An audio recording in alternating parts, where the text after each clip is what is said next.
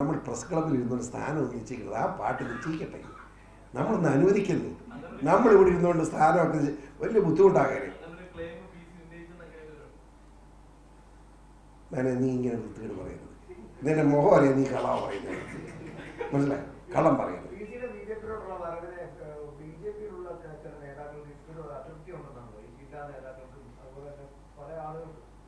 അത് ആരാ പേരെന്ന് പറയാമോ എന്ന് ചോദിക്കായിരുന്നു ഞാൻ.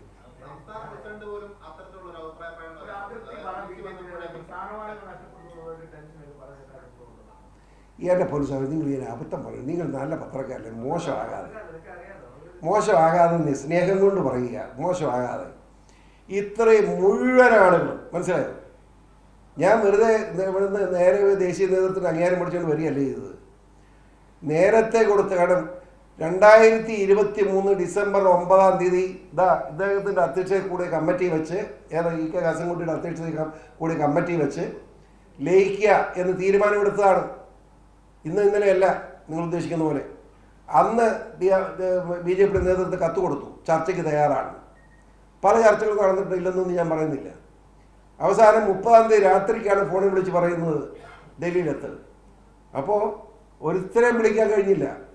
ഇക്കാട് മാത്രം പറഞ്ഞ് പോവുക രാവിലെ എന്ന്. എറണാകുളത്ത് ഫ്ലൈറ്റിൽ കയറി സ്ഥലം വിടുകയാണ് ചെയ്തത്. മനസ്സിലായില്ലേ? അവരോട് സംസാരിച്ചിട്ടുണ്ട്. പിന്നെ അതൊരു മര്യാദയില്ലേ, അവരെ അവഗണിക്കാൻ പറ്റും?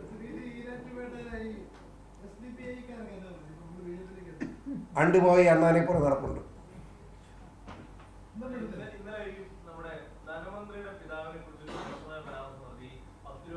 എനിക്കതിന് സൗകര്യം ഉണ്ടായിട്ടാണ്.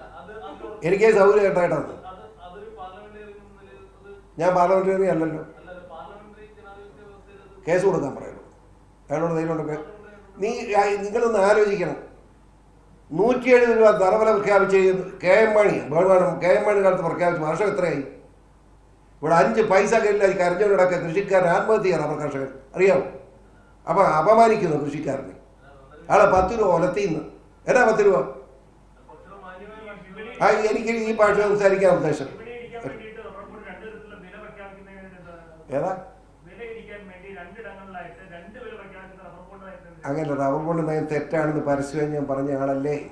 കേന്ദ്ര ഗവൺമെന്റിനെ, പീയൂഷ് ഗോയലിനെ ഉൾപ്പെടെയുള്ള കേന്ദ്രമന്ത്രിമാരെ ഞാനും ഞങ്ങളുടെ ടീം ഷോണും ജോർജ് സെബാസ്റ്റ്യൻ ചേർന്ന് വളരെ വിശദമായി പറഞ്ഞ് മനസ്സിലാക്കുകയും അതിൻ്റെ അടിസ്ഥാനത്തിൽ പീയൂഷ് ഗോയൽ തന്നെ നേരിട്ട് ജോയിൻറ്റ് സെക്രട്ടറി വിളിച്ച് സംസാരിച്ച് റബ്ബർ ബോർഡിൻ്റെ അവിടുത്തെ സെക്രട്ടറിമാർ ഉൾപ്പെടെയുള്ളവരെ ചർച്ച ചെയ്യുകയും അതിൻ്റെ അടിസ്ഥാനത്തിൽ അവിടെ തീരുമാനമെടുത്തതിൻ്റെ അടിസ്ഥാനത്തിൽ ഇന്ന് റബ്ബർ ബോർഡ് ചെയർമാനുമായി ഷോൺ ജോർജ് ഇന്ന് ഇവിടെ കോട്ടയത്ത് വെച്ച് ചർച്ച ചെയ്യാൻ തീരുമാനമെടുത്തിട്ടുണ്ട്.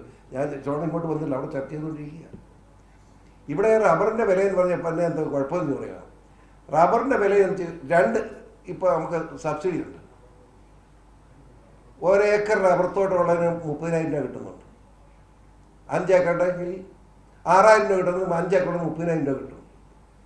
അതൊരു 60,000 രൂപ ആക്കി തന്നാൽ റബ്ബർ കൃഷിക്കാരൻ ബുദ്ധിമുട്ടില്ല അതിനോട്.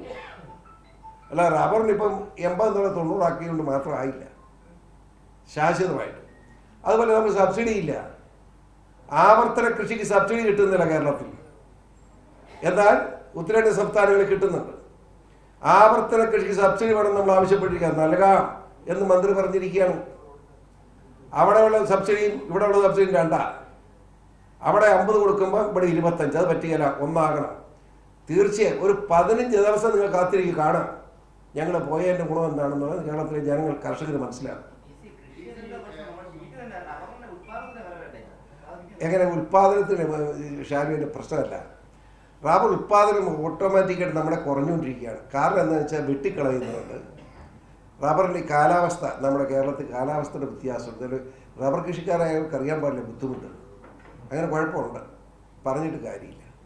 നമുക്കിപ്പോൾ ചെയ്യാവുന്ന റബ്ബറിനെ സംബന്ധിച്ച് ഇപ്പോൾ ചെയ്യാവുന്ന എന്താണെന്ന് വെച്ചാൽ മാക്സിമം സബ്സിഡി കൊടുത്ത് കൃഷിക്കാരനെ പിടിച്ചു നിർത്തുക എന്നുള്ളത് മാത്രമാണ് ചെയ്യാൻ പറ്റുന്നത്. അതാ പ്രശ്നം. അത് പറ്റും. റബ്ബർ മാത്രമല്ലെന്ന് നെൽകർഷക ഗതി എന്താ? 7000 ടൺ റബ്ബർ നെല്ല് മാത്രമാണ് ഇവിടെ നമുക്ക് കേരളത്തിലുള്ളത്. നമുക്കിവിടെ 45,000 ടൺ റബ്ബർ നമുക്ക് നെല്ല് വേണം, അരി നെല്ല് വേണം നമുക്കിവിടെ തിന്നാൻ. മലയാളിക്ക് ഭക്ഷണത്തിന് വേണ്ടതാണ് 45,000 ടൺ. 7,000 ടണ്ണം ഉണ്ടാക്കുന്നു. ബാക്കി എവിടെ നിന്ന്? കേന്ദ്ര ഗവൺമെൻറ് തരുന്നുണ്ട്, സൗജന്യം തിരക്കി തരുന്നുണ്ട്. ബാക്കി അരിയോ കേന്ദ്രം പൂർണ്ണമായിട്ട് തരുന്നില്ല.